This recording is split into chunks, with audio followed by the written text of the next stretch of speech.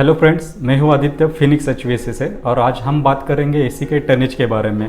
जब भी हम एसी के बारे में बात करते हैं तो टन ये वर्ड बहुत बार यूज़ करना पड़ता है, या जब भी हम एसी खरीदने के लिए मार्केट में जाते हैं जो सेल्स पर्सन होते हैं तो वो हमें पूछते हैं कि सर आपको कितने टन का एसी लगवाना है। तो क्या ये टनेज क्या होता है?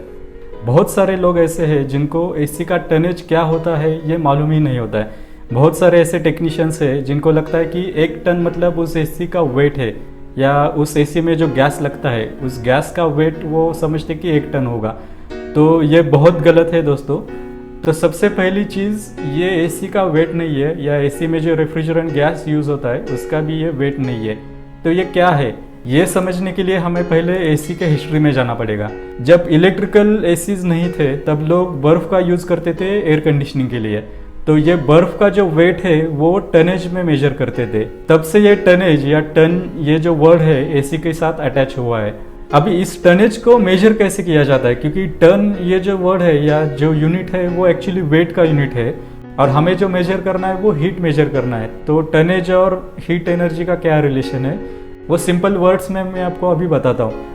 1 ton is equal to 12,000 BTU per hour, ये तो मैक्सिमम लोग जानते हैं। अभी ये टनेज का डेफिनेशन क्या है, 1 टन का डेफिनेशन क्या है? तो टेक्निकल लैंग्वेज में अगर आपको बताऊं तो heat required to melt the 1 ton amount of ice at 0 degree Celsius या 32 degree Fahrenheit within 24 hours. तो ये इसका टेक्निकल डेफिनेशन हो गया।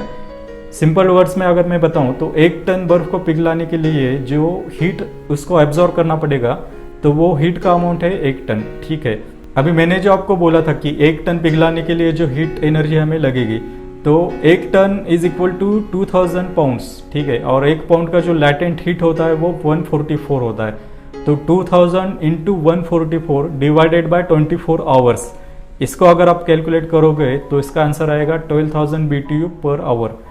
मैं फिर से बोलता हूँ, 1 ton is equal to 2000 pounds. 1 pound बर्फ का लैटेंट हीट होता है 144 BTU पर आवर। ठीक है, और ये हमें करना है 24 आवर्स में।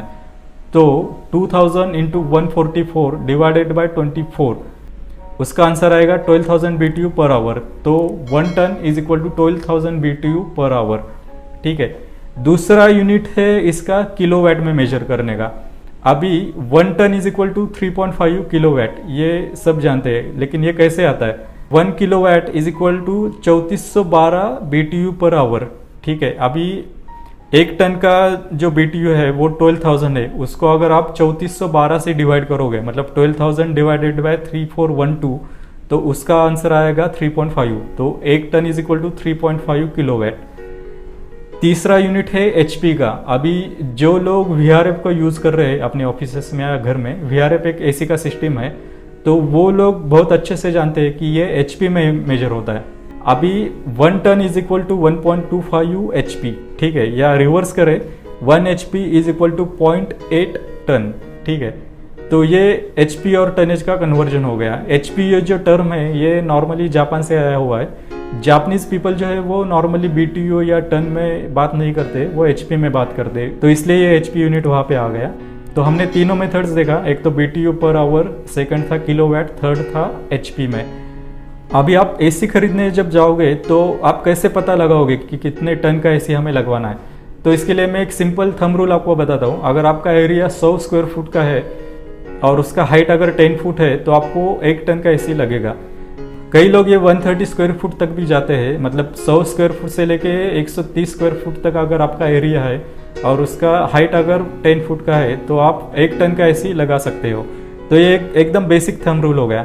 लेकिन टेक्निकली जो ये टनेज निकालते हैं तो वो हीट लोड कैलकुलेशन से निकालते हैं। हीट लोड निकालने के अलग अलग मेथड्स और टाइप्स है, या उसमें सॉफ्टवेयर्स भी यूज़ होते हैं, तो मैं उसमें ज़्यादा नहीं घुसूँगा।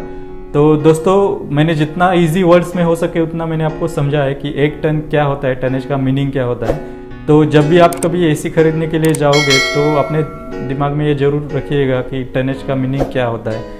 थैंक यू फ्रेंड्स, ये वीडियो लास्ट तक देखने के लिए। मैं आपसे फिर से रिक्वेस्ट करूँगा, प्लीज़ मेरा चैनल सब्सक्राइब करिए और इस वीडियो को लाइक और शेयर ज़रूर करिए। Thank you.